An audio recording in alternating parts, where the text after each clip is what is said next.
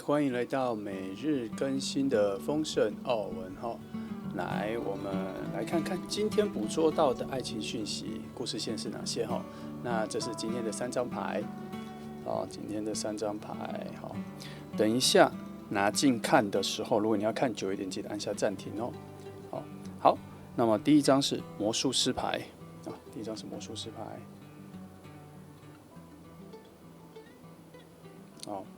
好，第2张是金币5。好，第3张是节制牌。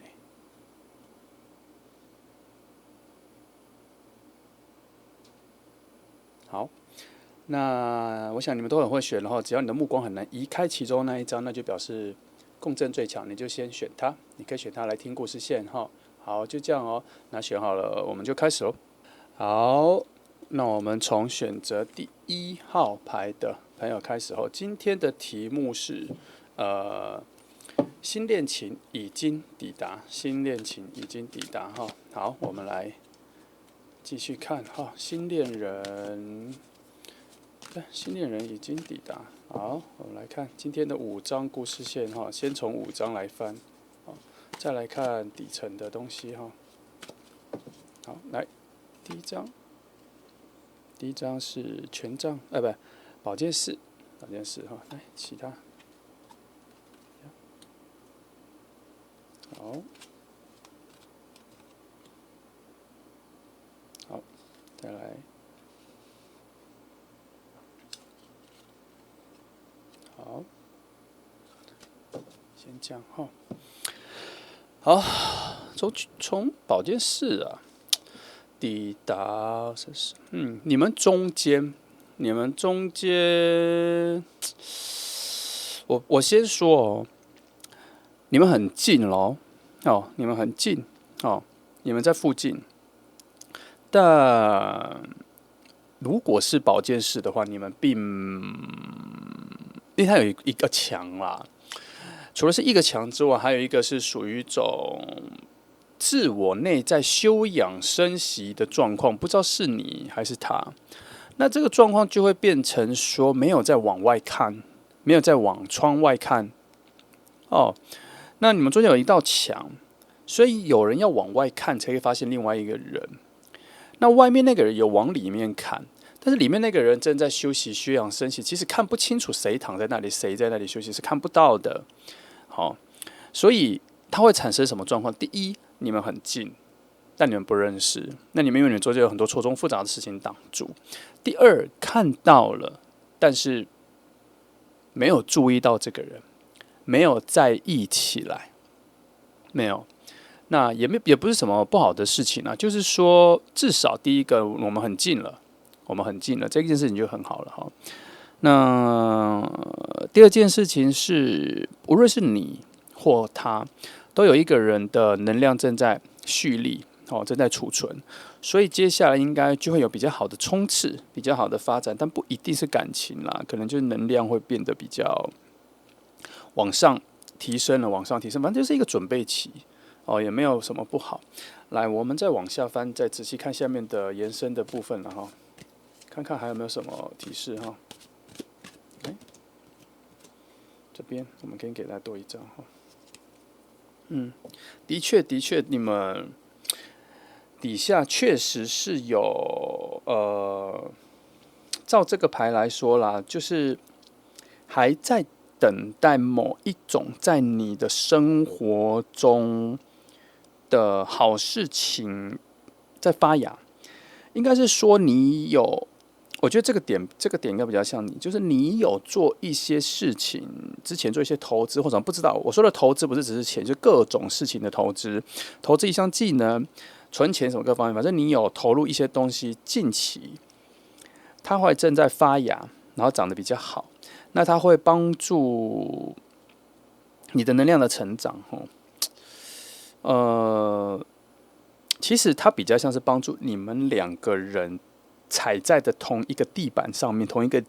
土地上面的发芽啦。因为你们2个现在蛮接近的，然后已经算是比较能踩在比较雷同的空间里了。这个很难解释因为该怎么说？我要用最白话的方式来形容这个东西，就是有东西正在你们两个的脚下长出来，然后这个东西长出来的好是为了滋养你们两个人的，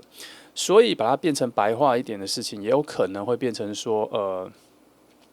你们两个虽然不认识，但是你们会为了某一个课程，好，然后都去参加，然后因此而认识。然后那个课程是为了滋养你们两个、提升你们两个的，但同样的也让你们两个认识。它能量大概是这样子的走向啦，就是我一直觉得你们两个在共用某一个额外索取的好能量，共用额外索取的好能量。那个好能量现在正在发芽中，也就是说，我们就拿这个课程来当做打比方好了，就是说这个课程可能还没有开课，懂吗？但是他们那边正在准备。哦，那它这个是一个发芽的好东西，然后你们两个会因为在不同的时空里想要去参加这个课程，然后相遇，然后可能就有初步的认识，这样就会有一个交汇点。这是一种比喻哈，然后你可以套用在很多事情，譬如说你们可能都想，可能有一个旅游专案，近期有在打折扣，或是有什么活动，然后你们两个都在不同的时空里想要参加，这样子，然后可能就在一个旅行团，有可能会这样哈。那反正你就可以套用很多种方式啦。哦，那它也会有可能是，我觉得这个点就比较小了。我只打个比方哈，就是你们可能会有同样认识的人，然后办了一个活动，然后邀请你们都来参加，这样子。哦，就是只是为了朋友去参加，反正这个我觉得能量比较小，但是它会比较像是额外的事情，额外的事情哈。但它这些事情都有一个共通点，就是你们一定要自愿的去，自愿的去，才会踩在同样的土地上。哦，它这个能量的概念是这样子哈。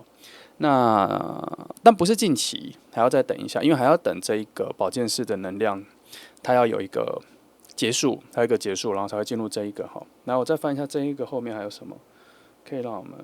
们，我用这一个好了哈。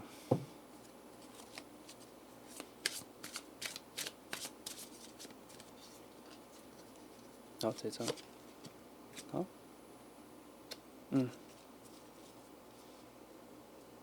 时间，好，我来确定一下哈。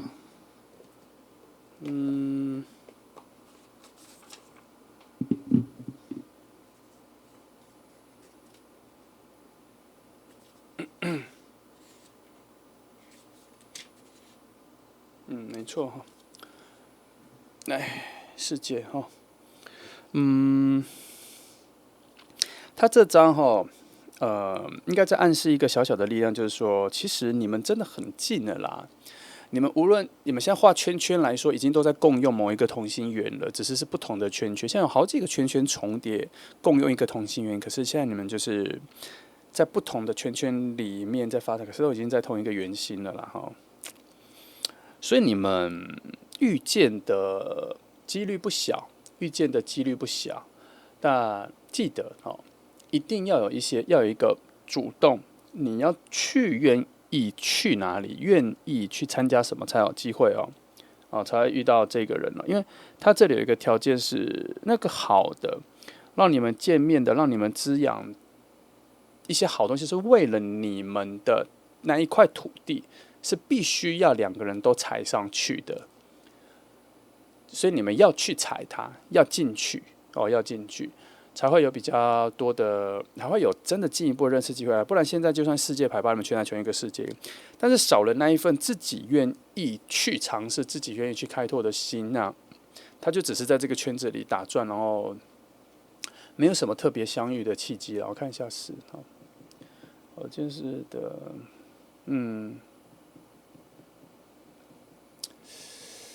好，因为它保健室本身下面就比较边边一点，倒不算偏，就是比较边边。它下面是命运之轮，然后的边边也有世界牌，所以它这个世界牌能量跟这个差不多了。所以我在想，这个世界牌就是它可能映射出来的一个小事，因为我们要翻它的补助牌嘛，所以大概就是这样啦。就是你们已经非常近了啦，就在同一个世界了。记得我刚刚一开始讲的，你们只是隔着一个墙了，有窗，然后可能看得到彼此，但是其实没有很注意所以其实你们一直在这附近打转，然后只是一直都没有真正的交集了好。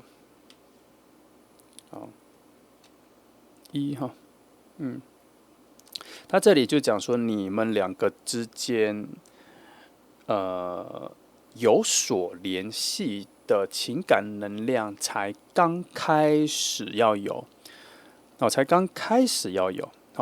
各种五感的、各种五种感官的能量都刚开始散布出去，正在寻找彼此，正在比较是有一点点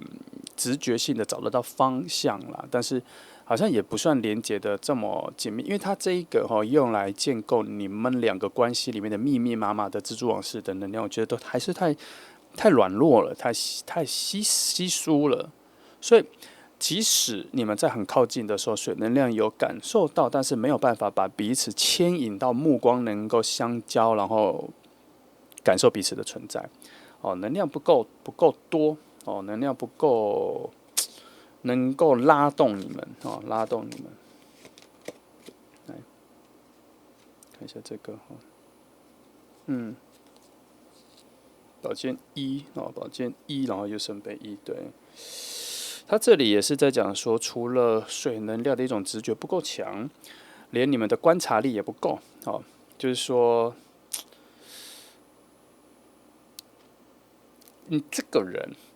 或是你在他前面，两个人在彼此附近走动的时候，都还不是很能够意会到，其实前面这一个人是你会喜欢的，这样子。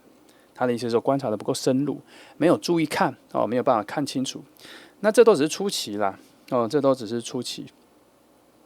我觉得他真正比较在乎的是那一个事件，我刚刚说的那一个事件，那一个有东西你们要去索取的那一个事件。他这里只是比较形容说，你们现在在同一个范围里，很近的距离里。我不知道他是工作还是学校还是什么，不知道。我这边都没有，这边没有讯息。他只跟我说你们很近这样，然后，但是就是没办法注意到彼此的存在了。他就是一定要有那个事件，然后把整个世界再缩小，人员也缩小之后，你们才会比较近的。这个是，可是我必须说，这个只是其中一条路径因为你要回顾看说，你们在同一个世界里了，就会有千种百种的机会跟遇到那为什么一直没有？就是因为能量才刚开始，还算薄弱，没有重叠过，没有交错的次数过多，连接的不够多，很难感受到这个人就在附近，这样没有那么强的感受了不够那个能量没有强到能提醒你。旁边有你喜欢的人这样子，来，好，来看这个好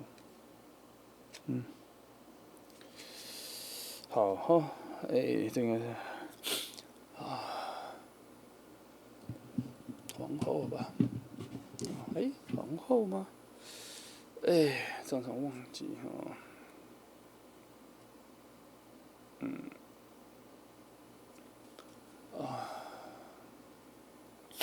教宗对，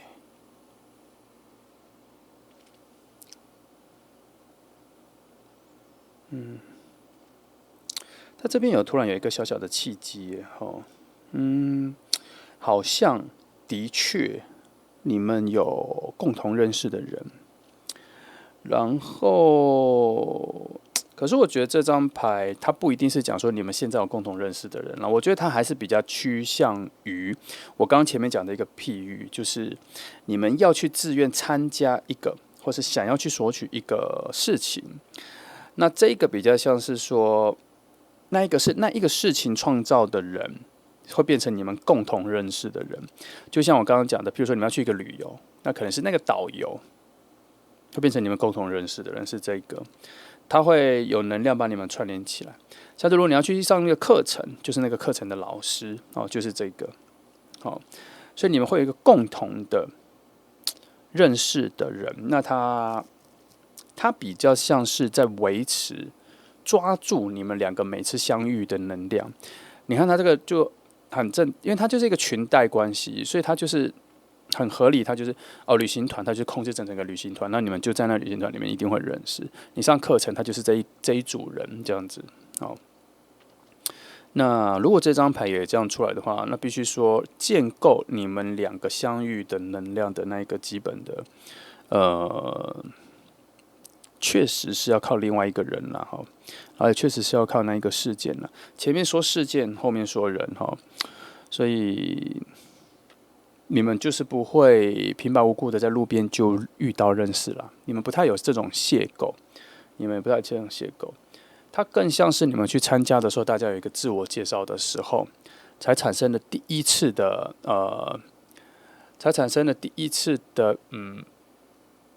比较在意的感觉，才会在那个时候出来哦。好，魔术师哈，好了，你们的关系啦，会从开始认识之后，就会慢慢一点一点的越来越好，而且会趋向于你们想要的那一种关系模式。好，有一点像是说感情上的心想事成啦，你想要怎么走，他就会往那边走，这样子。也就是说，你们两个就是相遇认识这一个点会难一点，才是比较像是你们的关卡。但是认识之后的顺利度就偏高，就还蛮高的。好，那会有什么？你们会找到你们的相处关系，然后还能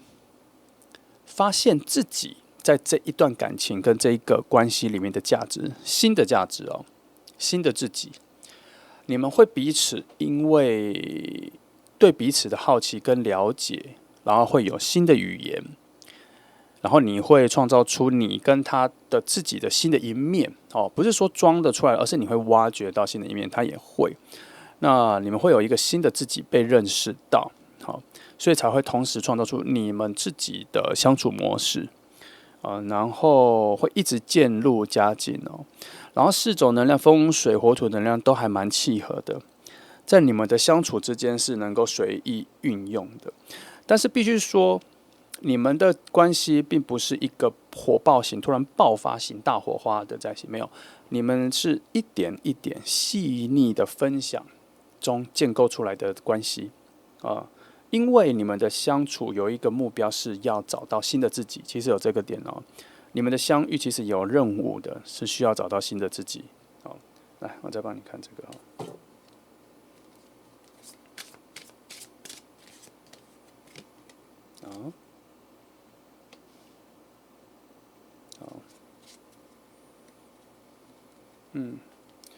你看这3张其实就搭配了我刚刚讲的。他说，你要一点一点找到自己嘛。那就像我刚刚讲，这里就像我刚刚讲，你们会很安安稳稳的、静静的去理解这份关系是什么，以及找到彼此的价值跟自己的价值。静静的去在聊天中听听自己说的问题，听听对方的回答，听听自己的说话，听听对方的反应，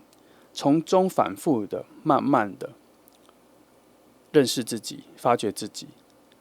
它是一种三个方向的，你会认识他，你会认识自己，还会创造出你们的关系，这样是一个安安稳稳的往下变得蛮好的一个关系。好，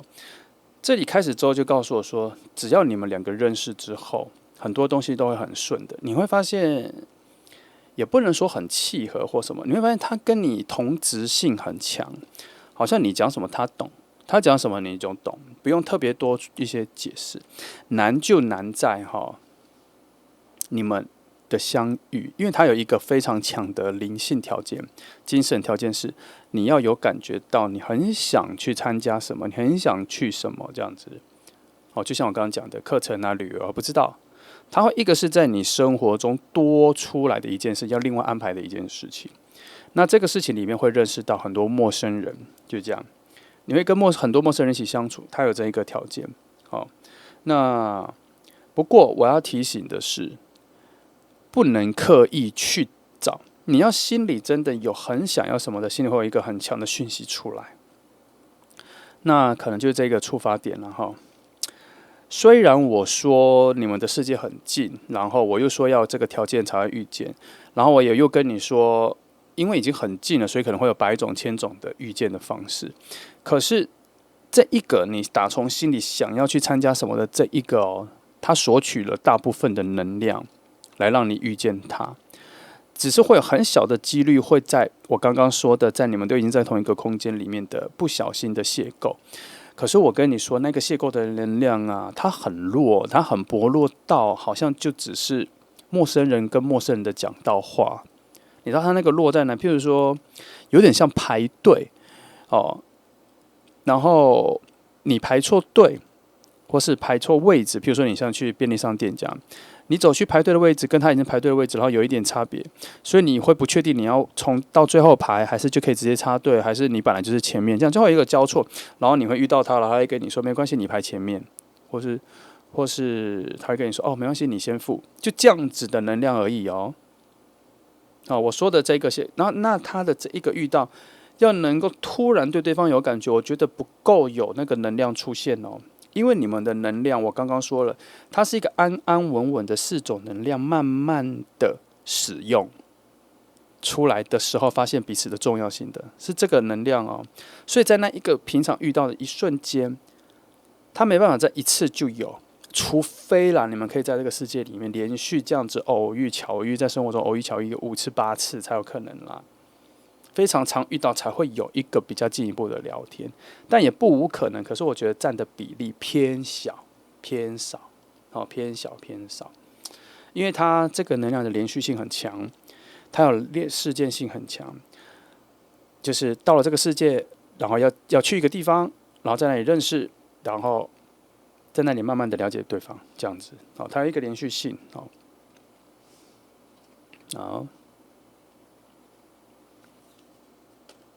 那这个7，你们的相处有一个特色都是一种边走边发挥的概念，不太像是特别要规划太远的事情，尤其感情上你们不会觉得一定要规划很远，就是边走边看看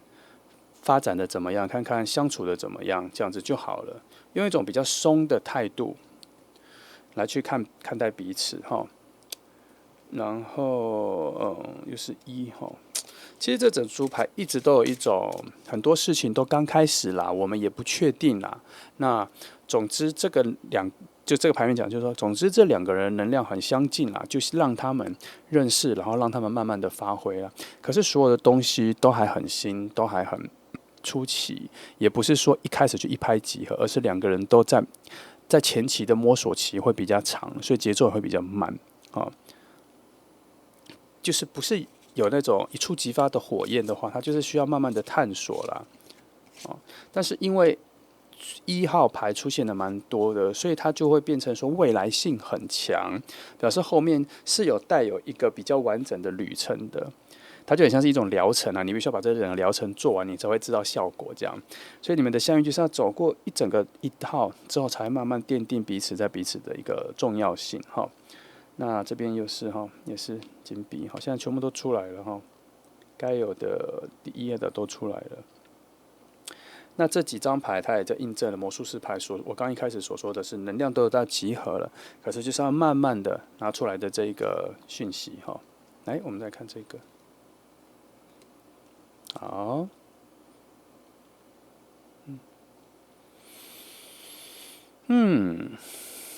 原来如此我一直在想说，如果你们2个遇见了，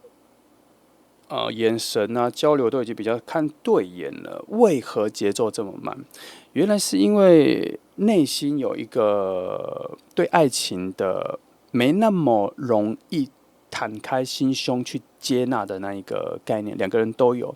2个人对于感情或是认识一个新的人，都是小心翼翼的走，小心翼翼的看就好了这也难怪这里都一直这样那这个小心翼翼的概念，比较像是你们心里最底层有一个沉重感，所以让你们走得慢。也不一定是为了要小心，而是会有一个压力，会有一个大的包袱感，觉得爱情好像挺沉重的，爱情好像挺麻烦的，爱情好像挺复杂的，这种背负感让你们觉得慢慢走就好，轻松走就好，就像刚走的，边走边看，边走边发挥就好，不要期待太多，免得期待落空。会有这种概念，就是这个内在的潜伏在底下的那个沉重感，让你们慢慢相处就好了。有一种不期不待，不太为了怕失望，所以不太带着太高的期待了哈。好，狮子哈，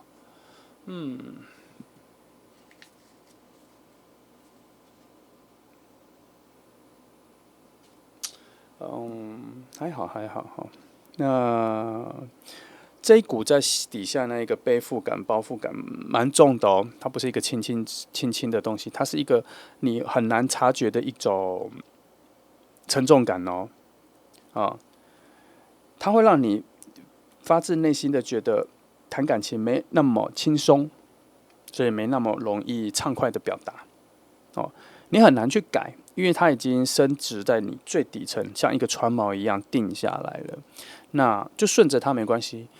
因为这整组牌从这边到这边好不容易能遇到之后，开始相处的节奏就是非常非常的慢的。毕竟要同时使用4个能量，一点一点的发挥，所以在这个组成调和间是非常非常的慢的。这就是你们的相处模式啦。没办法改，那就慢慢的这样子就好了。难是难在遇见啦，难是难在遇见啦。后面真的没什么大问题。好，那我们接下来看，还有一点时间来看一下你们2个的3种，就是说它有一个可能有就3个题目。第一，为什么要让你们2个相遇？是能量很合吗？还是某种原因让你们有任务吗？那第2个是你们遇见了之后会成为人生中的谁？来看一下他这边的安排。那最后就是看看有没有什么相处上的麻烦。如果以整个能量的推论上，看看会不会有什么相处上的麻烦。来，好，好，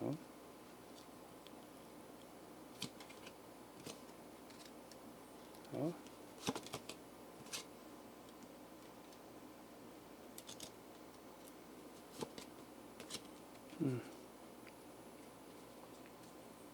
看一下哈。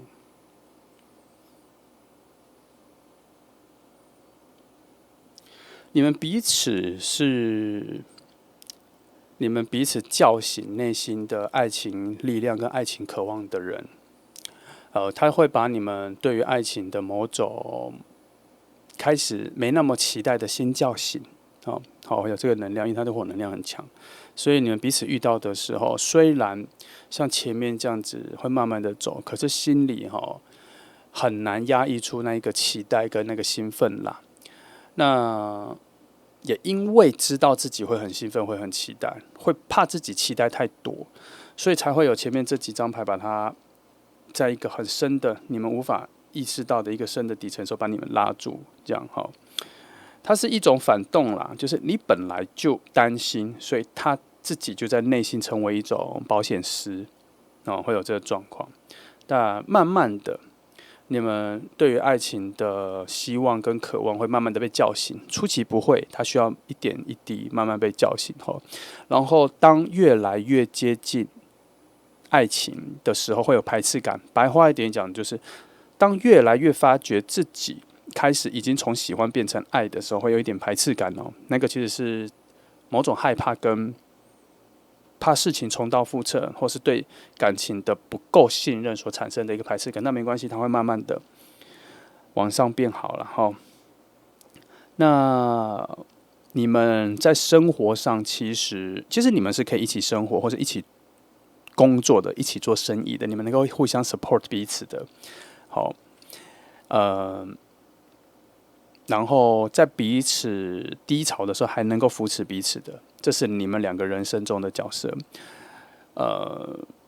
只能说你们算是一种抗衡的角色，它不算是互补，它是一种谁弱谁就去补另外一个人的一种抗衡状态。它不是谁本来就缺什么，然后另外一个人有什么的互补，不是。你们像是两杯水倒来倒去的状态，然后维持的非常好。然后你们后来如果真的相处之后，会有蛮多新的创造力。譬如说，打个比方，譬如说可能想要去做一些被动收入，两个可以一起做。可能要做一些小生意，两个可以一起做；也要尝试一些从来没去过的旅行，两个会一起做；一些课程，两个会一起做；想去学新技能，也两个会一起做。这样会有很多新的小挑战。这件事情非常常出现你常听你就会知道这件事非常常出现。为什么？因为你找到了稳定的伴了之后，会想开始挑战自我，会想要让生活有一成不变的生活有新的花样，因为你不再是孤单一人。你知道你受到支持，所以会有这个想法，很正常。有的时候这种状况都是因为足够稳定才有，所以这边看起来就是你们两个相处起来后面会蛮稳定的啦。那如果真的要挑剔一些你们相处上的缺点的话，可能就是真的节奏太慢了，心中的防备心，心中的对感情的本来就没有那么容易打开心房的这个概念，需要花蛮长时间慢慢的破解跟化解跟打开的。这是如果硬要鸡蛋里挑骨头，大概就是这个。好，那这就选择1号牌的朋友，希望给你一些方向感咯。那先这样咯，谢谢你来听，祝福你。接下来我们来看选择第2号牌的朋友。今天的题目是新恋人已经抵达。新恋人已经抵达，虽然题目很常听到，但每一次捕捉的讯息大概都会有点不一样。你再拼拼凑凑看。来，我们一样先从5张牌来看一个能量的分布，我们再从其他支线来找其他的讯息。5张这张很亮我们来先讲了。来，1号，来，2、3、4，好，第5。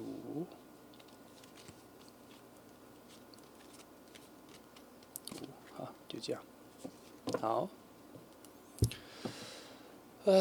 看一下好，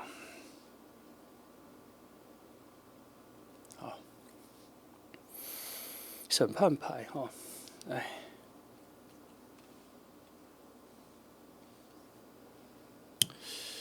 审判牌的话，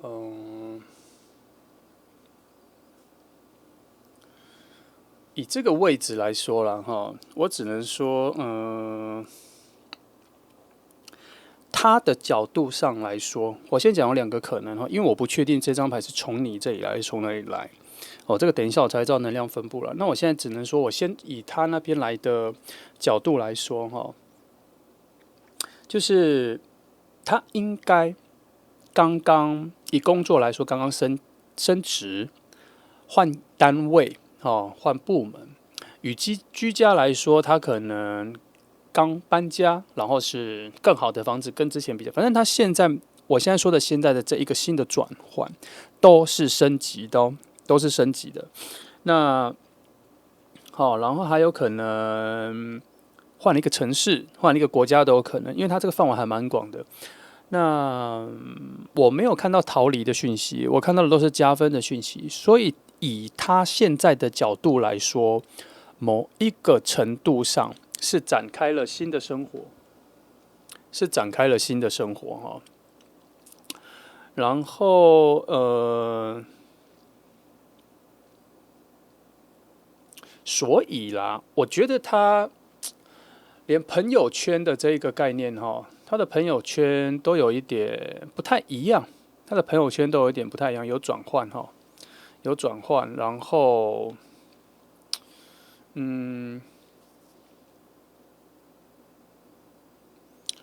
因为我一直在感觉一件事情是，那他现在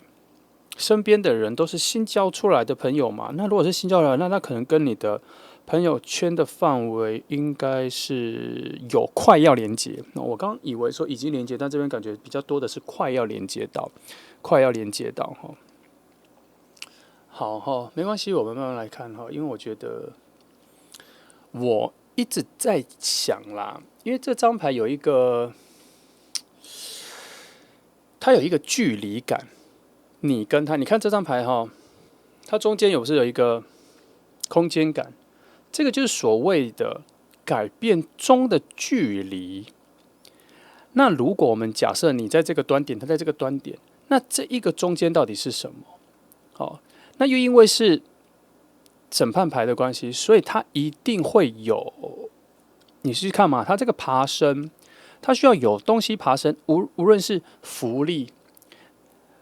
楼梯、引力、阳光、光，它都是有一个桥梁要上去的哈。所以我在找中间的关联，可是我第一个反应就是，第一个直觉就是你们会有你以外的朋友圈跟他的朋友圈有一个先交流起来，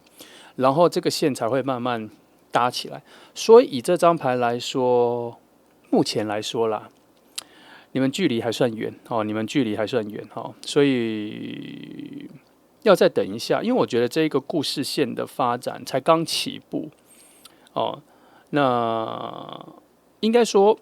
把你们两个包住的泡泡才刚吹起来，才刚吹起来哈，所以就这样，只能说目前你们已经在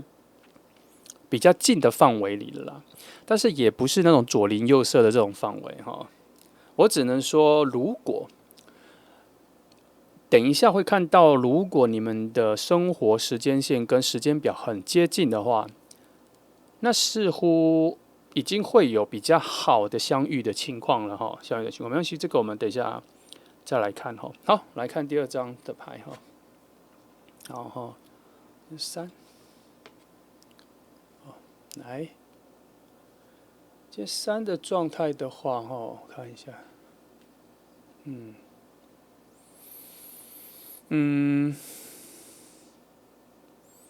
一般啦，这一张牌会有非常多，很多人会把它解释成比较反正就是比较负面的。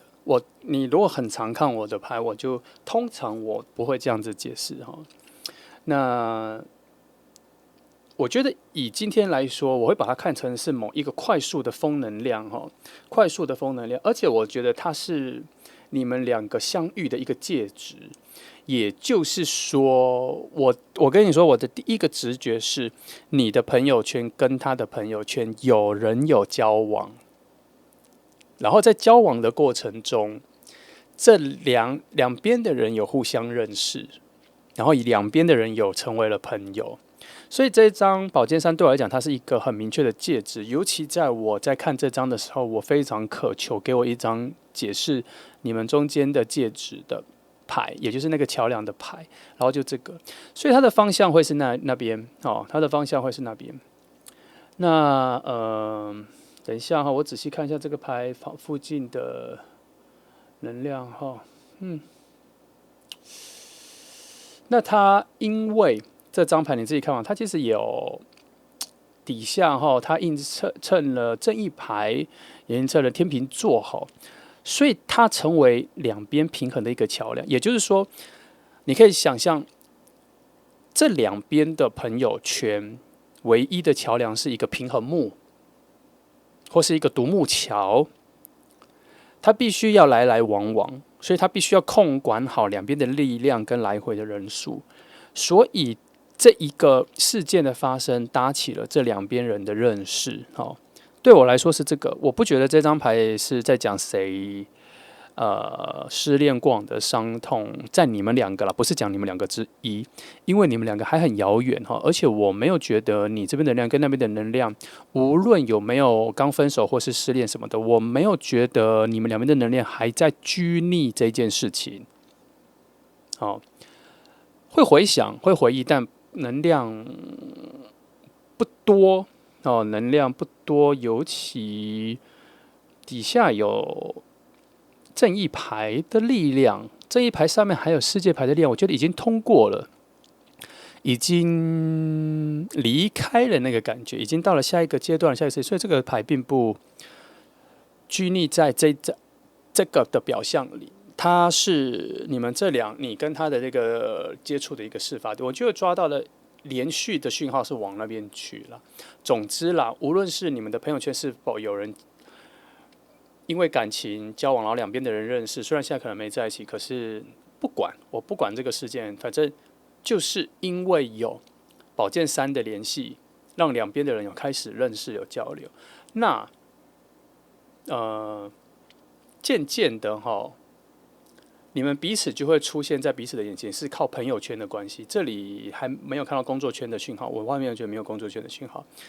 我看到蛮多路口的车水马龙的，所以我觉得它会是一种很多约会的相遇，你们认识，可能初次见面的地点吧，可能就是要去吃饭或什么，大家在路上先遇到，先互相介绍，这个是你们初次见面的一个状态哈。好，我的第一个感觉是这样哈。来，我来看后面这个哈。好，我来看这里哈。再来是圣杯七哈。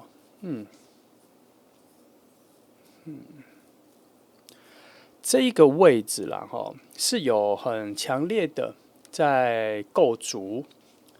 你们的关系是不是强烈构筑对，是一种向往的追求啦哈。修正一下，不是构筑，而是一种你们关系会有某一种最底层的一个目标啦。这个怎么解释？就是说为什么要在一起？然后这感情要往哪里走？是哪一种美的概念走？是一种互补的概念呢，还是一种突破性的概念，还是一种挑战人生的概念的美的或是一种生活机能上的追求提升的一种美的概念？反正很多种，这个是这样。那金币七出来的话，它一个很基本的就是说，你们的相遇其实是能互相提升彼此的生活品质、生活感。也就是说，你们一开始交往累积的可能是在一次一次的约会，一次一次的出去，从生活中了解彼此的品味跟喜好你们不太像是突然间因为某一种内心的澎湃而爆发而在一起的不是这个能量，我觉得没有那么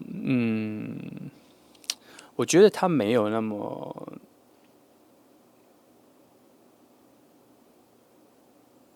等一下他没有那么依赖内心的悸动因为我刚刚突然在感受到说，因为我感受到很多琐碎的生活感啦，然后我也有在那个琐碎的生活感里面一点一滴的感受到小火花的在。那这个小火花又不是建立在所谓的水或火能量，它比较像是一种认同，跟一种协和，跟一种队友，跟一种你来我往的和谐程度，就是你一句我一句，你一句我一句，这样很能谈天说地的一个组合所以生活感很够。你们基本上就算没有要先往恋爱交往方面走，先从朋友开始的话，你们本身就很适合一起逛街，一起去买东西。你们很适合这样，你们有差不多喜欢的东西，跟喜欢的东西有差不多的见解跟理解，这样。就你们的生活感，应该说你们的个性虽然不是相像的，我没有看到很相像啦，但是你们对于生活的所期待的样子，所期待的美好很接近，所以你们讨论在生活里的应该说小确幸嘛，或小幸福嘛，或者小品味你们就比较能聊天。譬如说我讲说，譬如说喝咖啡，这是打个比方，你们两个都很喜欢找新的咖啡店去，或是喝咖啡，所以这个话题你们就谈得起来，你们就会常常去约新的地方，然后待在那边不一定会一直聊天，可能就讲一些小事情，然后可以看自己的书，做自己的事，然后下次再去，然后当下又再去想说，我们下次可以再去哪一家，可以会变成这种伙伴。那会从这种生活一点一滴累积你们两个人的感觉，然后就会同步起来。同步起来之后，就会有很多的在意跟很多的依赖，然后从这里开始之后，就会发展出很趋近于交往，或是不知不觉变恋人的一种关系的节奏啦。哦，这是你们的，因为它是7，哦，它不是8，所以它会趋于8，哦，就是你们怎么相处，有什么样的收获，很正常，1:1的给。可是7，它会告诉我的是某种未知。也就是说，你们的生活一点一滴相处的时候，会有很多惊喜。很多人看到这个的时候，会觉得徒劳，会想成徒劳。可是我不觉得那是徒劳，我觉得因为你们相处的每一个经验，跟每一次见面没有在期待下一次或再下一次，所以每一次见面会在讨论出下一次可以再去哪里的时候，这一种不可预期的未知，才是你们两个相处的时候会出现的。所以你们会从这种小小的每次相处之后，累积对彼此的在意啦，累积对彼此的在意。那就你们这组需要花一点时间相处啦，可是一开始相处的感觉就很好，并不是要特别从相处里面感到对彼此的好感，没有，本来就对彼此很多好感，只是你们需要更多的内容，相处的内容。来看这张6，好，6的话，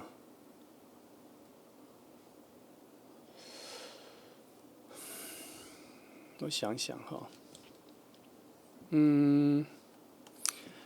你们，我觉得你们很有趣啦你们很有趣的点在，你们其实对对方的在意都还蛮深的啦，都还蛮深的，蛮重的，蛮多的。可是你们会有很长一段时间一直迟迟的没有定下来，或是没有聊到要不要交往看看这样。那反而是旁边的人可能似有似无的开玩笑，或是对你们提醒之后，那一个内在的感觉才被唤醒，或是叫醒吧。我觉得会有这个状况。应该说，你们的关系其实已经有那感觉了，可是少了被推一下，少了被推一下，或是少了旁边有人叫你们说醒一下，醒一下。醒一下的概念是说，醒一下哦，你们关系已经不一样喽。有点希望你们换一个概念相处，会更亲近，会更亲近。那就是你们周遭有人可能觉得你们的关系会比这种默认的状态再更好一点，多一份确定，多一份认同，可能感情会更比较浓烈啦，会更浓厚，会比现在好很多。不如确定下来，会有这个提醒啦，但还是取决于你们要不要。然后它只是个提醒，它会唤醒你们，但我觉得有点多此一举啦，因为它这一张牌其实放在很远。他的意思是说，如果你们一直用朋友关系相处，时间拖太久的话，自然会有这一张牌的能量会出现，因为旁边的人比你们急。我也不知道为什么比较急啦，这个你们照你们自己的方式来说。可是旁边的人就觉得说，已经好到可以再进一步了，干嘛不再进一步就好了？不然时间会浪费。如果以时间概念的话，就是有点浪费时间啦。不要浪费掉那个时间。那还 OK，这个我觉得都还好，因为我觉得这个关系进展的还可以啦，还不错啦，没有一定要有人去催促你们要进一步，没有关系，他只是说会有比较鸡婆的人啦，会比较鸡婆的人。好，来我们来看这张盖的好，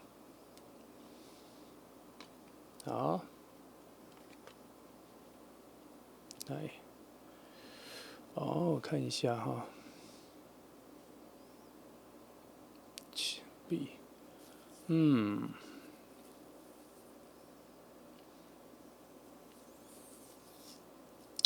其实这个就跟我前面在前币期的时候讲的一样，你们的关系一开始就定在生活里。这个我要怎么解释？就是说，有的时候在爱的抉择里面，你可能会要很清晰的知道，你爱这个人是因为你选了爱，还是选了生活。有的时候这个题目命题出来，你会发现你的想法是不一样的那这一题比较像是选生活，从生活里面获得爱。有些人是比较希望炙热的爱，所以他选爱，可是他忘了生活的有一些现实跟扎实感，但他无所谓。但是你们这一组比较需要生活感所以你们的关系，我觉得从这里看起来，我觉得做朋友的时间会蛮长的，因为那一点一滴的相处很浪漫了。那我觉得你们彼此也有一个默契，觉得没有需要这么急着确定要交往，这个相处一定很好了。那你说这是暧昧吗？我觉得也算，但是情愫没有这么重。好，我觉得你们甚至会觉得，无论别人怎么说，那我们还是自然而然的用这个方式在一起。可是只有你们知道是不是恋人啦。那我甚至觉得，当有朋友问你们的时候，都有点多问了，有一种看不出来已经是了吗之类的这种感觉但我觉得你们还是更喜欢维持像朋友的样子，会一段时间。因为其中的浪漫跟幸福感，真的只有你们两个知道而已。可是你们不会那么快定下来，我觉得 OK，还 OK，不是定下来啦，确定这个名字啦，确定这些，我觉得都 OK 有的时候人跟人关系就是这样啦，他不是说一定要定下来，而是你怎么享受那一个你们的关系里面的过程。不定下来是什么名称比较舒服，那就不定啊，不定下来啊，无所谓，没有关系。你们两个自己决定就好了，其他人就多嘴，就像我刚刚讲的比较鸡婆多嘴。好，那这是现在这5章后，那接下来我看一下这5章是否有可以补充的能量让我看一下。其实还 OK 我觉得我先翻另外6张牌来，没关系，我翻一下神谕启示牌来看一下有没有什么讯息。我看一下这张有没有什么其他的补充了直觉上的讯息有什么可以补充的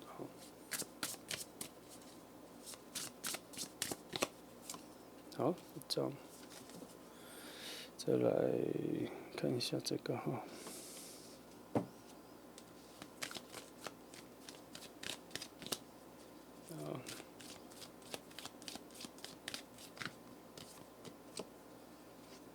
翻了那就翻了。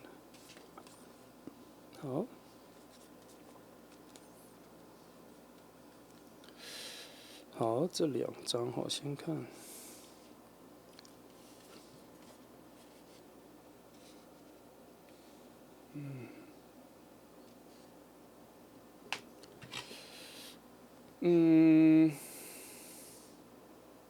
等我一下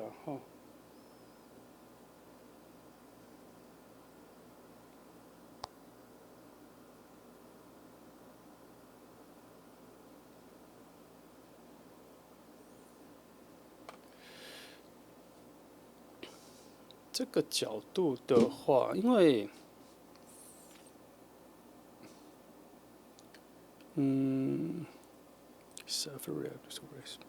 因为这2张牌因为我为什么要想？因为我觉得这2张牌讲的差不多一个类似的东西，都是属于一种内在思维的反省然后，但是一个是反省是比较严厉的那这张牌就是我觉得它会比较像是一种休息状态，是2个不同方向，都是往内在去的。那如果要重新解释3的话，我觉得他就是我刚刚说的这2群人的，就是因为有人交往了嘛，所以互相认识嘛。可是这一件事情发生，或是这一件帮两边的人打起墙的时候，可是反正两边的人反而更好了，因为这2群人中间有人可能试着交往，但他们可能没有办法在一起，是因为其实可能交往这件事情有点超过了朋友的情分。那对于他们的分手是没有在一起，其实两边的人都还蛮认同跟支持的，也增加了两边人有些可以互相认识变朋友的一个亲密度。亲密度，那你跟他在分别在这两群人之中，也看到了这一件事情，所以有某种认同感在你们这两群人中间出现。那这也促进了你跟这一个人的连结，跟你们初次见面的时候有一种内在的默契，有一种内在的默契，有一种好像有一种似曾相识或是经历过类似事情的一种默契。那你们也会谈到这件事情，好，然后也会有一致的看法。那这两张牌甚至还有给出了另一个讯息是，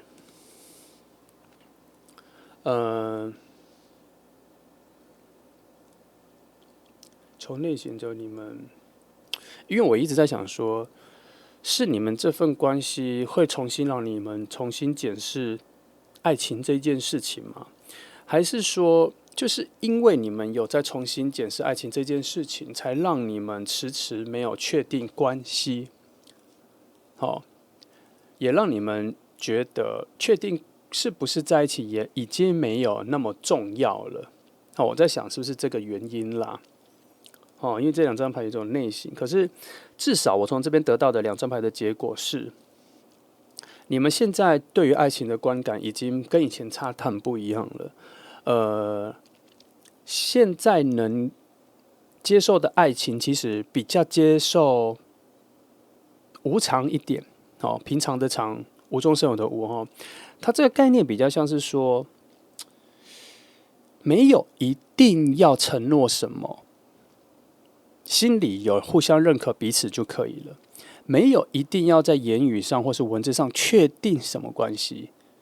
彼此在意彼此的存在跟关心就可以了。这是你们在之前的恋情，或是你们这个朋友圈发生的一个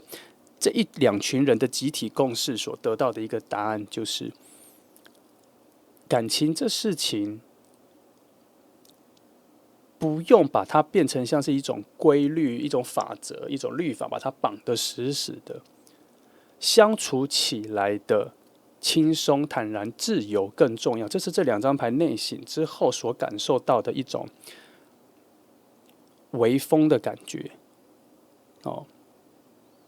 就是感情上有，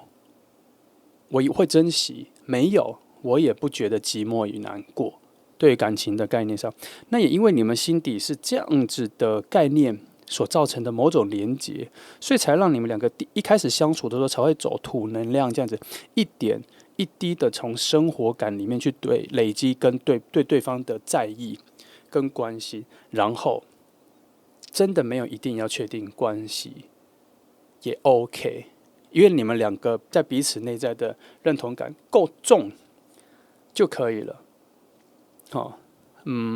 不过我刚刚在讲这个的讯息的时候，脑袋突然闪过一个讯息，告诉我说，你们到了某一个满足点的时候，反而会很积极的想要确定起来，因为好像两个人对于这件事情都有非常高度的认同感的时候，那个默契点会出现，然后你们就会觉得，以后人家问我们就说我们是在一起啊。哦，会有这个，会到这个点。刚刚讯息有来了，会到这个点。所以前面做朋友阶段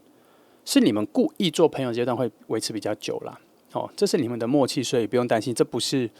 一种阻碍哈，这是你们的默契哈。来，我现在再来看其他6张牌哈。好，希望你可以听懂。因为刚刚那个比较抽象了哈，因为神谕牌的东西我会。只要放这种启示卡哈，我都会用更抽象的方式来解释哈，更抽象的方式来解释，而且会加注蛮多我的第一直觉哈。我不会拘泥牌面上的文字，我会给他在这个时候翻开这个牌的时候给的一个积极的讯息是什么哈。好，这个我就不盖了，我就直接翻了哈。好，还有3张。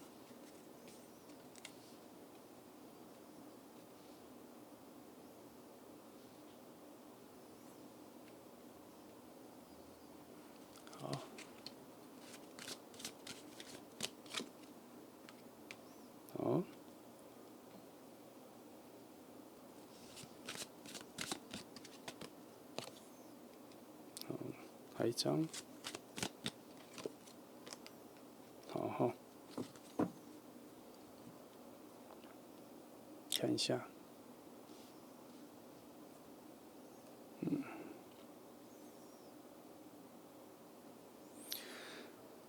，OK，我先说这里面最理智的那一个启示，再说，你们身边的朋友都还蛮喜欢你们两个这么靠近的。那你们身边的两群朋友彼此也算蛮互相帮忙的。应该说你们这一个相遇，基本上也带来了两群人的一种交易认识，彼此间也有一个新的交流。也就是说，从这边看到一个比较深的地方，就是说，其实这两群人的认识，其中最原心的能量是要让你们两个认识而产生的集体两个能量的接近。那只是因为重叠处有一个桥梁哈，那就像两个漂浮的空中岛屿需要做一个桥梁了，所以中间有两边有人先发的。产生了行动，所以有事的交往，所以就会变得比较多的认识，慢慢有些认识这样子。那也不乏这两群人，也有人有新的恋情有开始，因为我发现一个大的 group 出现了哈。那这是非常理智的状态，就是说他在讲的是这两群关系有一些密密麻麻的绵密的连结啦，是很精致的哈，很完整的，能量都还算是不错的。好。能量都还算是不错，所以你们在这其中的时候也感觉到很舒服，很舒服，感觉旁边就都有人在支持啦。只是说倒吊人牌在这里讲一件事哈，来，今天开始特别靠近看哈，来，倒吊人牌在这里讲了一件事哈，他说。你们这个朋友关系，然后再到试着交往，这段时间似乎有瓶颈，就是你们的彼此的感情，好像只会到某一个程度，需要突破，需要突破到更亲近、更加的信任、更加的在意。它有点太相似于像朋友的在意，你知道他这个在意差别于情人的在意在于什么？他的反射性偏弱，因为朋友上的，譬如说你的朋友有事，你会想帮忙，可是那是出于友情跟你的理智上觉得应该帮忙，因为有很多人都可以跟你做一样的事情，因为他也不是只有你一个朋友，所以你不会觉得你是首当其冲，或是你不会觉得你是率先第一个就要出面去帮忙的那种感觉。朋友的关系有的时候会这样子，然后会寻求其他人一起帮忙，或是也就是说你的心中的紧张感不会像情人这么多，也就是说你们的关系的瓶颈就是你们的那一个反射性的特别紧张，需要突破之后才会出来。他没有多到像情人那种炙热的爱的时候，突然有一种，就是我打个比方，我很常用这个比方来说，就是你明明知道对方每次都10点就会到家，然后你们会开始聊天，可是他今天11点半快12点都没有任何讯息。如果是情人的话，会有一种反射性的很紧张，然后你又不敢问，因为你会把它化解成说应该是有别的事情。可是我要着重的是那个瞬间突然的反射性的紧张会跑出来，那个是情人关系有。可是你们的关系，他这个圆盘在讲说，你们好像不会到那里，他有一个瓶颈感，他心里就会有一种，他应该有事吧，然后就放下了。那他为什么说这个东西很重要？因为如果没有突破，一直在这里。那你们最后就会退回朋友的阶段，淡下来。他必须要有突破，要更有激烈的情感面，要开始发生内在有一种很难以控制的紧张感要出现，在意感要出现的时候，这关系才会突破。那突破了会什么？你们两个会更在意两个人在一起的内容跟情感，还有言语各方面，这样才能够更像恋人，才会更像确定关系之后的样子。他这个也不一定会因为确定关系才会出现哦，因为你们这段关系会真的趋向于比较像朋友那个状态。因为我刚刚说前面这个朋友他做太久了，所以会有一种意识说没有一定要特别改变成什么样子啊。所以这张牌在提示的那个内在的紧张要出来，那怎样才会出来？我帮你找找，因为我还没看其他牌哈。这边说啦，他需要有更多的付出，更有遥远的计划。那这种更多的付出、更遥远的计划，它比较像是说，你们一定要努力的创造，要更加的不能说不要说努力，我把努力两个字说，我觉得应该要比较尝试着去创造只有你们两个一起才有的特别回忆。这个在意才会出来。譬如说，两个人一起去哪里旅行，那地方就从来没有去过的，去增加这个回忆，然后不带任何朋友的。好，这是一个比方，或是反正就是你们两个人共同做某些事情，是就只有你们两个人独有的，这个亲密关系才会近，才有办法突破。好，它是一个很深层的连结啦，它需要好几次这样子的事件才会连接起来啦。好，它有点类似革命情感。但是它是属于浪漫的爱情的，就是只有你们两个懂得那个很细的感觉，哦，只有你们两个懂得那一个很细的感觉，哈。那我看一下哈，牌面上说，其实你们的未来是会朝比较好的方向啦，哈，只是这个倒吊人牌的能量比较强了哈。然后这两张牌都说，其实你们的关系在往上发展都是蛮好的啦，就是你们要突破倒吊人牌的位置哈。我看这里都这样，三张好牌告诉你，你们的关系的未来性都是好的。那当愚人牌这一个，我刚刚说内在那个反射性的在意出现之后，这张牌的能量才会开始呈现出来。它会有一种全新的对对方的爱恋，对对方的感情上的新的生命力。才会默默的、慢慢的出现，这张牌它必须有点像是要再从小学开始，小学的那一个热情，然后慢慢爬到成熟这样。只是这一个刚刚说的这个要突破了哈，这个要突破。那记得我刚刚说的，你们要去创造只有你们两个独有的记忆，才有机会慢慢累积出一种眼神会不一样哦。眼神会不一样，因为人会开始在意某些只有你们之间的可贵，那这份在意会衍生出很多反射性的情感，就像我刚刚讲的，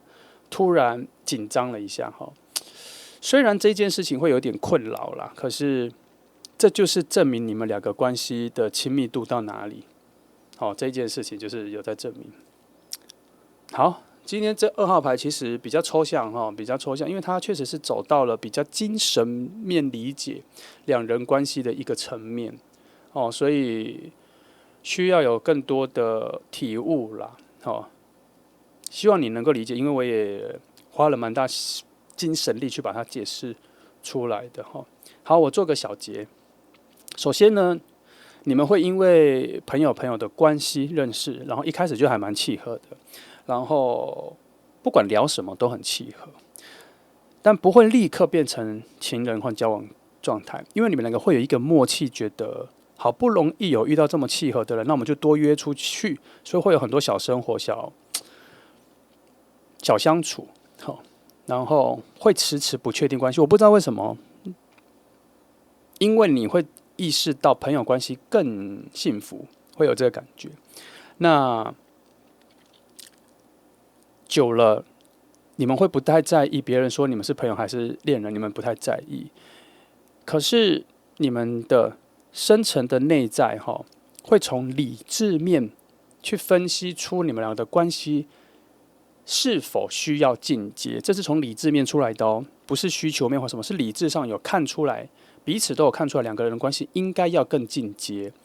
可是却无法进阶，主要的是因为你们内心的那一种我刚刚说的悸动、担心、反射性的，你无法控制的那种担心或什么的，一直都没有出来。那解方就是你们要去创造只有你们独有的回忆跟记忆，你们也可以从朋友的时候就去创造了，可是要更深刻，难度要提高。所谓的难度要提高，就是两个人一起出国旅行，这难度就比较高了，跟在国内旅行可能就不太一样哦，有难度会增高，复杂性要提高，所以它的记忆点就会比较多。比方上是这样了哈。好，然后就心理并不会立刻只感受到突破了，可是它会慢慢的消化，会在每一页独自睡觉的时候，这个精神力会消化到身体里面，然后会去创造出某些担心、担忧、关心跟深刻的在意。好，那大致上就这样。好，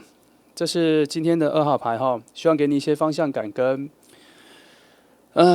好的想象。好，那就这样，谢谢你来听哦，祝福你们。来，接下来我们来看选到第3号牌的朋友。今天的题目是新恋人已经抵达，新恋人已经抵达。好，我们一样从5张牌来看一下整个能量的结构哈。好，整个能量的结构。好，5张哦。好，第1张，这个不错哈。来哈。来，再来，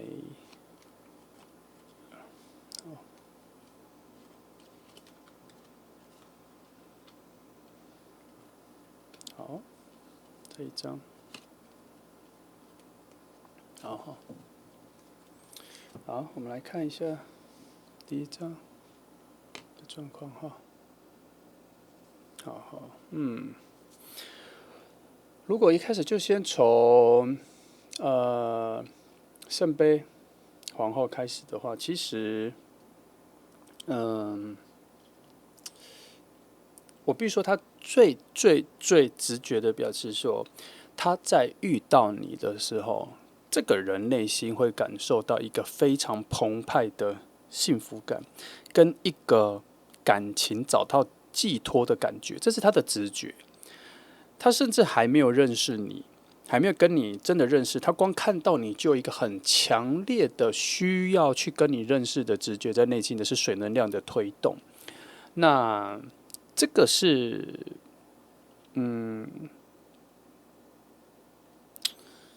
我觉得是你某些剪影啊、形状、形象、有动作的一些肢体上面的一种能量跟他有所连结，然后他很难不去在意你的存在啦。所以他第一次看到你的时候，我觉得他主动过去认识你的讯息跟状态、能量，这一件事情会发生的能量还蛮强的。然后你的回应跟你的反应也是很温馨的，因为不知道为什么，我觉得是很温馨的、很开朗的、很舒适的。甚至，你知道他那一个亲近舒适的感觉，我不是说真的会有这个动作，而是他有你甚至让他摸摸你的手背，你都会觉得很开心的这种两个人第一次互动的感觉。这边有感觉到这个。那种不知道他有一个很不错的疗愈的感觉。当他很接近跟你的时候，你会有一种很不错的疗愈的感觉，也就是说没有什么排斥感。我这边没有看到什么很强的，没有感觉到很强的排斥感从这个张牌出现的话，还蛮好的，我觉得整个状况都还不错。那会在蛮多人的场合会不需要人介绍，那也蛮多人的场合里面，他会主动来认识你。那你们的对谈里面有共同的朋友，知道有共同的朋友是谁的朋友，这样，所以他第一次出现的时候，会是以一个全然的新角色的角度出现在你面前。那他的表达不会拖泥带水，他会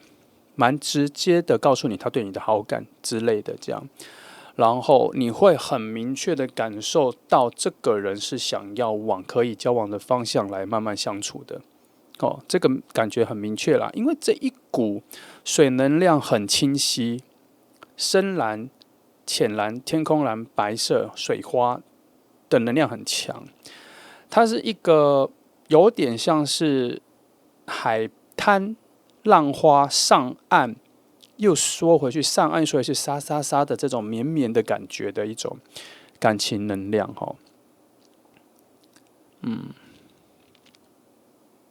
好，我觉得这个一开始还不错了哈。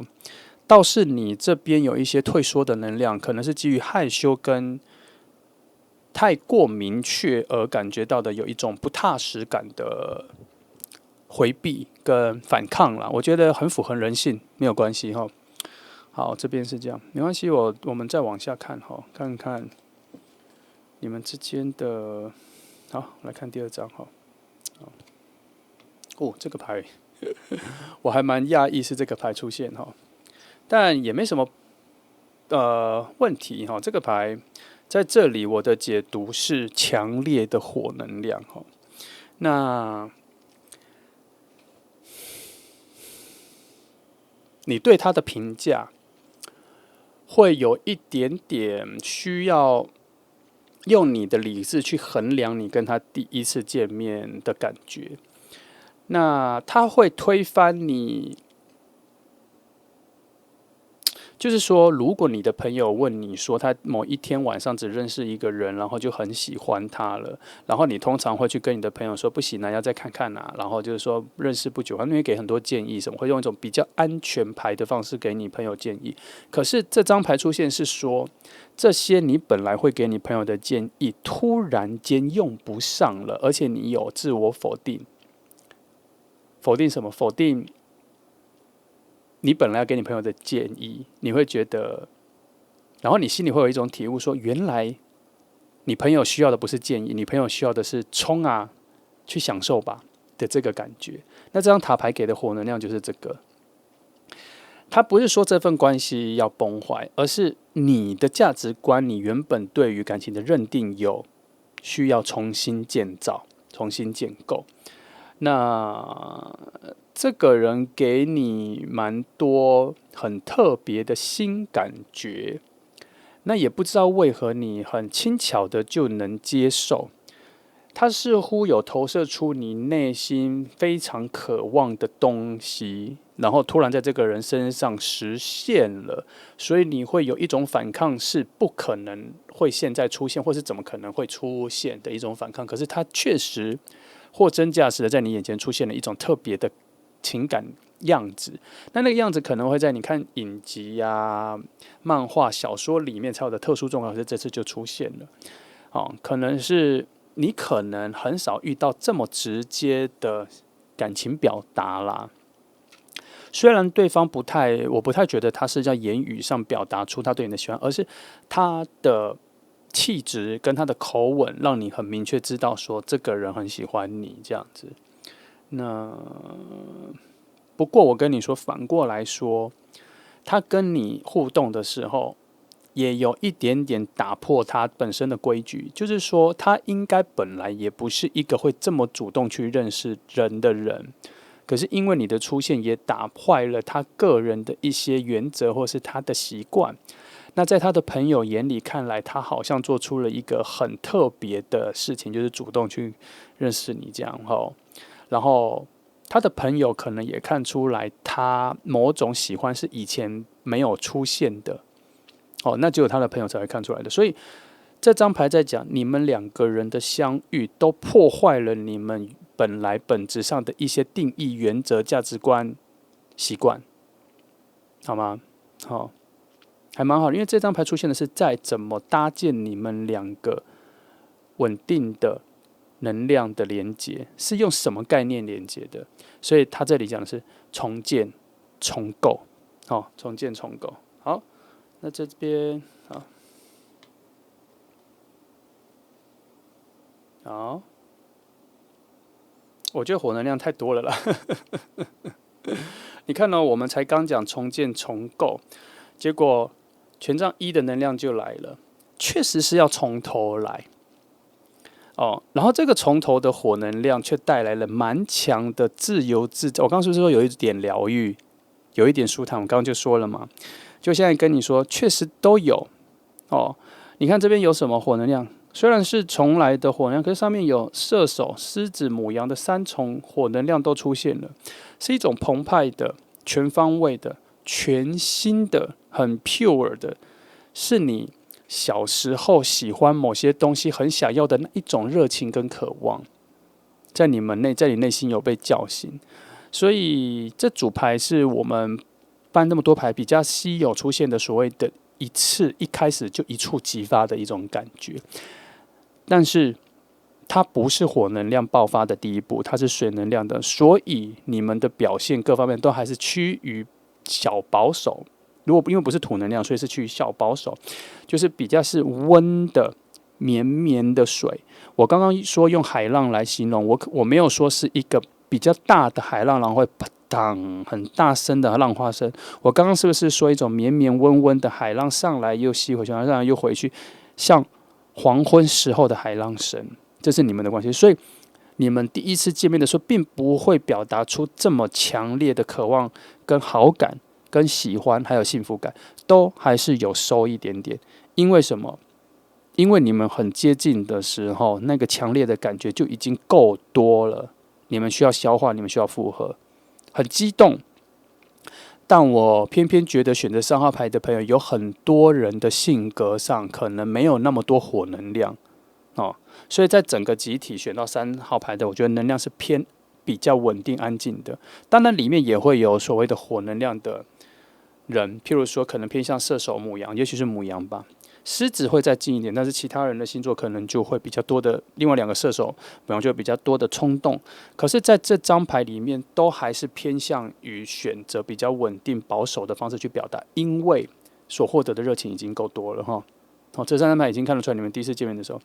那时间点何时没有讲，但是只能说会在某一个很多人的场合认识。我跟你说，这个很多人的场合里面有很多不认识的人。陌生人很多的场合，你的朋友只是其中一小群哈，你可以去看看是什么样的场合会有这样子的哈。好，那接下来哈，那我们来看一个比较遥望的讯息点是什么哈？来，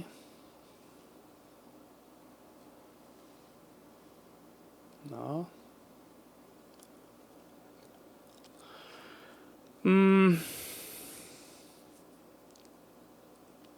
我看一下，因为它皇后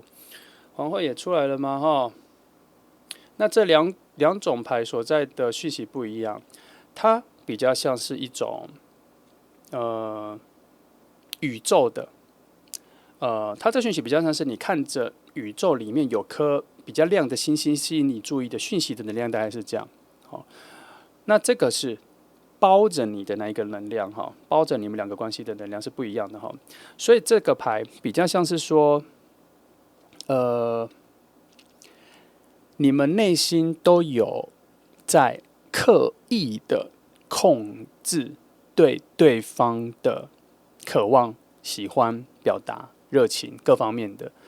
我刚刚就说你们是选择比较保守的嘛？对，这里有一个控制力，有土能量的控制，控制着你们内在，其实可以很畅然的表达你们对对方的，可是都被土能量先收了一下，因为你们都觉得太快。我跟你讲，连对方跟你这么接近，主动来，但他比较安静的时候，他也在想说自己是不是做了一个很冲动的事情。他也有在想这件事情了，所以你不要觉得说他是一个很莽撞或者没有哦，他也是在那个场域的时候一股脑的就是要认识，可是后面冷静下来才发现自己可能做了一个很冲动的事情哦。好，那我觉得这个牌 OK， 因为我终于看到了土能量的稳定性，表示说你们2个人的关系不会只是随便试试，或是赌博的感觉，赌一下，不是这个，而是他内心在主动的时候，有蛮确定自己不是想要随便问问，或者想要随便认识而已。他有确定，因为我们刚说这件事对他来说也是做出了一个新的突破，所以他回想起来这个案件，他确实有想过，他朋友在跟他聊天的时候，他朋友可能问他说：“你那个时候不是冲动啊？”他心里会想说，很像是冲动，可是又好像不是，因为我有蛮确定我想认识这个人啊，因为他有点破格了。他原本的格局、原本的标准、原本的规矩，所以他的土能量内在的土能量确实有在认真的确定一下。那从这张牌我有看出来，这一个人其实整个内在是偏向土能量多的、风土能量多的这一种角色，只是因为水能量的爆发在你们两个相遇的时候，所以牵引着他去认识，所以他在后来静下的时候，土能量才回来了。哦，那至于你这里，其实你比他再稳一点，无论是他来跟你讲，或是之后，你都处在一个比较平稳的状态，贫贱的起伏比较不会那么多。你没有他这么多的事后的突然惊觉自己是不是做了一个很鲁莽的，没有，你反而比较多的是享受了当下跟他的互动跟感觉，这样。哦，那最多最多，你可能会问你的朋友说，这个是认真的吗？这样子，最多最多最多最多就只有这个讯息哈。好，我们再来看这张。好，好哈，今天不是出这个就是出这个哈，我觉得很有趣。但你知道他这个牌他讲的讯息跟你想的不一样。他这张牌哈，对我来讲是一个大好牌，在这个感觉里。我刚刚是不是说在塔牌里面，你们都有一种重建两个更大关系的想法跟爱情的？其实这一份认识有突破了你们人生的某些对爱情的盲点，也让你们会开始反省，原来你以前给朋友的建议都过度理智，跟不够有恻隐之心。好、都过度。所以这一题再回到你们身上的时候，你们反而会反省说，原来爱情正面冲进来，面对的时候是这个感觉，很多理智只能想想，但很难用得上。所以这一题比较像说改变了你们对爱情的感觉，所以或是喜欢一个人的感觉啦。哦，你们会第一次感觉到，原来不是说心动的感觉是这样哦，而是原来很靠近爱情的最初的那一刻是这种瞬间。哦，是这种瞬间，所以从你们两个认识之后，你们两个就会开始去比较敏感于爱情这一件事情是什么。也就是说，你们看剧、看电影，跟听朋友讲爱情故事的时候，你们会有更多的投入、投射、恻隐之心、角色的替换，跟同情也会有，好、比以前会更多。所以死神牌在这里告诉你们，你们已经在这一次认识之后抛下了很多旧的东西了，并不是说旧的东西是错的，而是现在的新的成长比较符合现在的你。好，以前你给朋友的建议都有点太过于以外人跟过度理智的方式去救朋友、帮助朋友，可是其实爱情不是这么回事。好，爱情不是这样处理。好，反正它会有很多新概念会出来了哈。好，那我再来看其他。好，来帮你看其他6张牌的状况哈。好，或是哦，我通常这里通常都会选1张牌来看一下整个情况哈。好，我来翻，我用3张。我帮塔牌做一点补充，然后通常都是这个牌比较复杂一点哈。好，好，再来这个好了。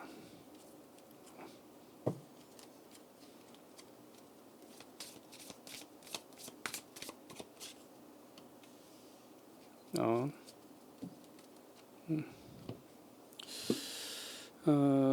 那我看一下哈。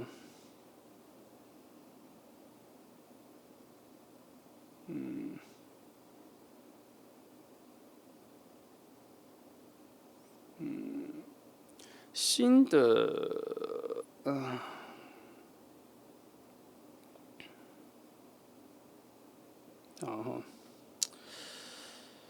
因为这两个，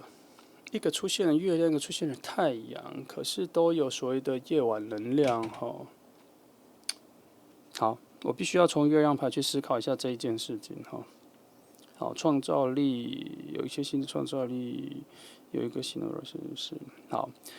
这两张其实也有讲到我刚刚说的这个重建、重新的，然后，可是它也在同时映射了这一张牌哈，在讲什么？你们新的认识了之后，其实除了已经改变了你们对爱情的一个新的价值观跟体认，还有敏感度之外，你们还多了一种爱情里的新的生命力。那这个生命力会引导你们去创造很多新的浪漫的事情，而这个新的浪漫的事情是你们以前的恋爱跟什么的时候都没有的 talent 吗？没有的创造力，新的遇到这个人的时候。所以我才刚说，你们现在会有一种疗愈的感觉，因为它有一种重生的感觉。哦，它让你们心里某一些黑暗面的地方被疗愈掉了之后，然后就开始有空间去创造一些新的感觉了。其实你们两个的相处应该是蛮好的，会为了想要去制造浪漫的东西而去创造一些新的感官、新的相处方式。所以你们的相处会蛮多嬉闹的，不会很安静，会蛮多嘻嘻哈哈的东西哈。那我更期待的是，你们两个相处之后会有蛮多突破性于你们人生的一些发展。好，通常啦，如果你常看牌，我都会跟你说，通常两个人到了某种契合度的时候，你们都会发展出一条新的支线，是只有你们两个能做的，即使你们两个人回到个人空间的时候都不会去做的。譬如说，我们都是用旅游来说哈，你会一直常听到这一件比喻，就是说，譬如说旅游，原本你去日本很常去日本，但是你不会去日本某个城市，但是因为遇到这个人的时候，突然就觉得你们两个很适合去，所以你们会去。这个就是我刚刚说，只有你们两个在一起的时候才会创造出的新的支线。但个人的时候是不会再去，不会选择去那个城市的，会有这个状况。这只是一个比方哈。那这里恰恰也印证了这一件事情，你们会看到新的路线，哦，会看到。就是说，你们两个相处在一起的世界感，跟你们跟朋友或是独自起来的时候是不一样的。好，你们两个会有另外一种气息，两个在一起的时候有另外一种气息，言语模组也会有所改变，讨论的事情也会有属于你们的方向。就是说，你们会有自己的爱情语言，那这个爱情语言会有别于你们跟朋友聊天时候的语言模组，会有自己的方式，所以你们会有自己的两人世界了。那这份情人交往情人的发展速度快吗？我觉得以今天这个牌的顺序来说，我觉得蛮快的。而且我觉得死神牌跟塔牌都离你们蛮近的，都像是一触即发之后就要连续发展下去的。所以认识到之后会进入交往，速度蛮快的，甚至连要先做朋友的节奏都没有哦。好，从这边看是没有的。好，来我们来看后面6张哈。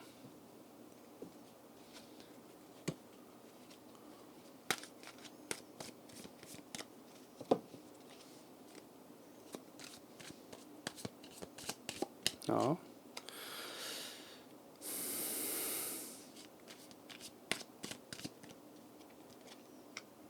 我就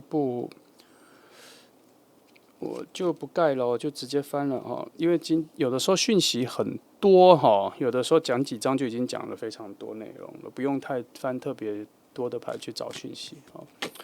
那今天这个情况就是哈，来往上一下。好，哎呦，我怎么这样翻？好，好，来给个位置哈，我看一下我要讲哪一张。我对这张蛮在意的哈，我先讲这张。好，看一下哈。这张虽然很多人都会把它解成说有非常多的难解的烦恼在哪里，可是它的位置给的意思不是这个哦，它给的位置是说你们两个人的相处有一个非常高度的善意能量，带着善的能量在讲什么？你们其实是彼此内心很多结的答案，不知道为什么。好像有我这边给的第一个讯息是，你们常常听不进去别人的建议语言，可是却听得下这个人的。这是你们两个彼此在听一些很严肃的事情的时候，却能够非常静得下来，听听对方的意见，而且你们还能问对方的意见，是非常频率非常高的。所以你们心中有很多结，有很多困惑，有很多什么，都很能够很轻巧的在你们两个之间成为一个问题，问来问去找到答案。而且答案都是能接受的，好像你们人生有很多思考上的难题、困境的解方都在彼此身上。他在的位置是这样，那这个能量的定义在于，因为你们对彼此的信赖度极高，然后也相信对方给的任何话都是高度的善意。我不是说别人跟你们讲的不是有善意，而是你们感受到的善意最具体的是在这个人身上。而具体到让你觉得有安全感，所以你愿意听，即便是你给予对方的意见是他问你的，你也会用非常高度的关心跟善意告诉他，说这个是最接近善良的选项，而不一定是最接近有效率或有效果的选项。是因为他在一个非常慈爱的角度出这张牌，所以我才会做这样子的解释了哈。所以你们的相处上算是连心智上、精神上都是非常有搭配力的，那如果这样子看下来，我等一下还会继续帮你们找一下，应该会有一些缺点啦，还是要找一些缺点才会感觉比较立体啦哈，才比较人性哈。来，我再看一下这里哈，这边有开始做一些小小的提醒他在提醒说，这个我就直接翻译他的讯号哈。你们的相处有的时候会有一种过度浪漫的假象，似乎有在说要适可而止，因为它的位置在一个非常理智、绝对理智的位置，告诉你说，你们眼前某些感受上的美好是一种幻觉。其实我把它转译成就是说，你们会一直无限制的创造一些过度浪漫的事情，然后进而变成过度浪漫。还记得这两张牌讲的吗？你们会有某种创造力，记不记得？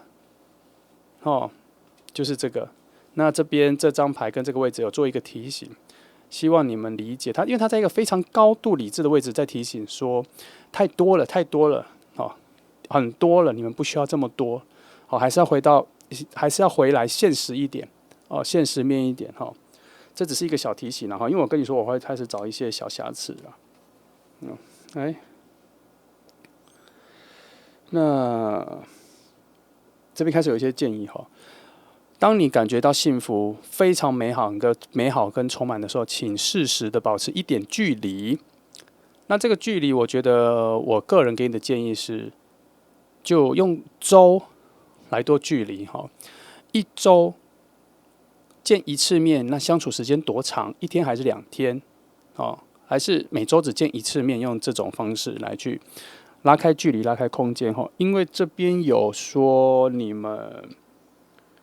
很需要某种距离来产生独自空间的氧气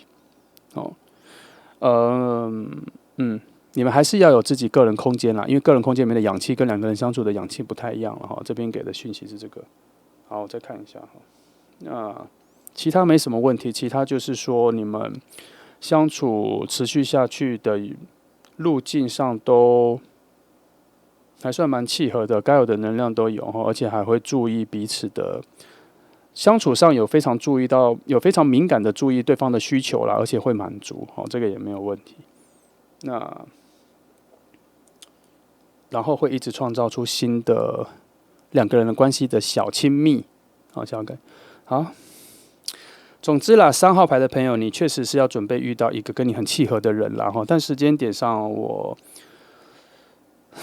只能说，如果你很常跟朋友出去玩，然后旁边很多陌生人什么要去认识社交场合的话，那你很快就会遇到他了。如果你还没有的话，请你尽量出去因为似乎它需要在有很多其他人讯息的中间，才能够不小心看到你的特别耀眼的光芒啦。为什么说平常生活中不会注意到？因为他生活中心思上并没有带着这么放松的心情、跟交际的心情、跟认识人的心情和观察人的心情，所以就不太会注意到你的存在。然后这边有一个特定的选项是需要在蛮多人的场合才会遇到，因为那个水能量似乎是跟着要有这样子的场合需求，没办法，因为我第一个牌出现的时候的脑子里出现的画面就是这个我没有办法否定这个东西我不能用非常合理跟理智的方式去否定这个东西了那会偏掉了我一开始的直觉。好，那大致上是这样有些讯息都给了。好，那差不多好，这就是选择3号牌的朋友我做一个小结，就是说时间上应该不会很久啦，你只要常出去跟朋友一起的话，你会遇到这个人啦。那这个人会有很明确的喜欢你的感觉，那你也没有太多的排斥感，你只会觉得有点来得太快，或是来得太直率会有一种抗拒，但这个抗拒只是有一种不现实的感觉出现，然后的抗拒但其实是因为浪漫值有点偏高那如果你没有发展下去，相处、约会或是什么的，各方面的能量都很好，而且还会发展出你们两个人的个人世界、两人空间、个人语言各方面都发展的还蛮好的，很顺、很契合然后浪漫值会偏高，然后偏高到某种程度的时候，可能需要拉开一点距离或是你们相处就彼此拉开一点距离。那这边给的我第一个直觉的距离，比较像是时间上的距离啦。可能不要那么常见面每周见一次就差不多。那再见一次要多久无所谓，就是让次数跟每周的次数拉开，就是可能礼拜一到礼拜五可能只吃个晚饭，其他时间就没有要长时间相处之类的，或是就只有周末才见面这样子。初期的状态要这样子才能够达到四方能量的稳定，因为你们两个人相处的时候，土跟风能量摆在火跟水能量之后，那这个意思是说，如果土风能量都在之后才出现的话，都会在比较近或是一个人的时候才会想到说两个人需要一点空间，或是两个人需要一点距离。那他的意思是说，不需要每次都在这么亲近之后冷静下来才想到这件事，不如就先安排好，每次见面都可能初期啦，每次就可能一周见一次就差不多了，或是2次这样，不需要一直见面那他一直见面的问题是出在说，会有点分不出来什么，因为这一题的生活感很低什么叫生活感很低？就是会太过于追求这个人出现就好，忘记或是比较淡化两个人见面之后要做什么，会这样子概念上会这样，所以拉开一点距离才会比较能够规划出，他这边土能量在提醒啦，说才比较能够规划出一些两个人为什么要见面，然后见面的时候要去哪里，然后增加一些两个人相处上的内容，这样。他其实有点想要淡化某种概念，就是只想要见面，然后却不知道要干嘛的这种强烈的渴望啦但我想应该还好啦，只是因为这张牌有强烈的讯息说，如果过度浪漫会让这份关系变成泡影或虚幻的感觉会出来。他有一种在提醒说，你要确定一下这份关系里面你到底想要什么感觉，想要什么相处方式。那如果是关系拉长远之后，你们两个的相处情况会什么？它不可能或是不应该都是只有一种绝对浪漫的概念，它应该还要有四方能量，有风水能量之外，也要有水火能量之外，也有风土能量那风土能量会更多的是生活里面的生活感，跟一些小生活，还有生活里面的内容，有很多不同的去处，有很多的生活的那个故事要发展起来，记忆点也要创造出来。好，那前面有说这2张牌，其实你们都这个相处会让你们会有无限的创造出在一起的内容，可是这个都趋于只是创造出一些浪漫的气氛，哦，但是没有一些实际的相处。譬如说，我这个我就就是很平常，我都很常说的一个比方，就是你们可能要一起去旅行啦。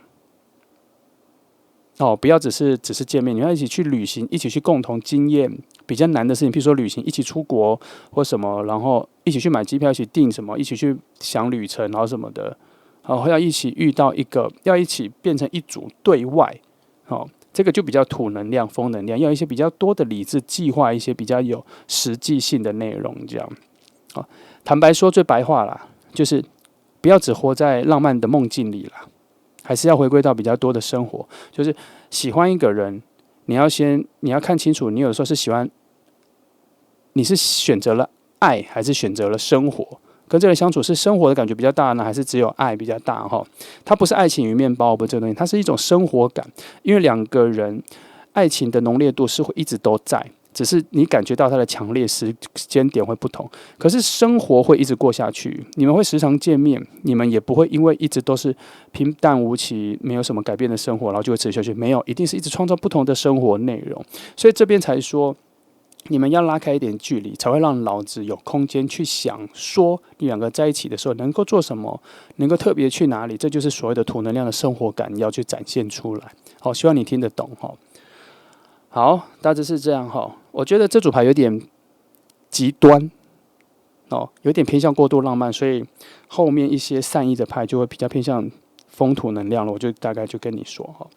那这张哈跟这张哦，除了讲拉开距离之外，还有要给彼此喘息的空间。记得哈。这两张都在讲，一个是空间上的呼吸，一个是内心的呼吸，都要留一些时间给自己哦。哦，好，那就这样哈。这是选择3号牌的朋友，有些东西概念比较深啦，希望你能够听懂哈，也希望能够帮到你做对于新的爱情来的时候有一些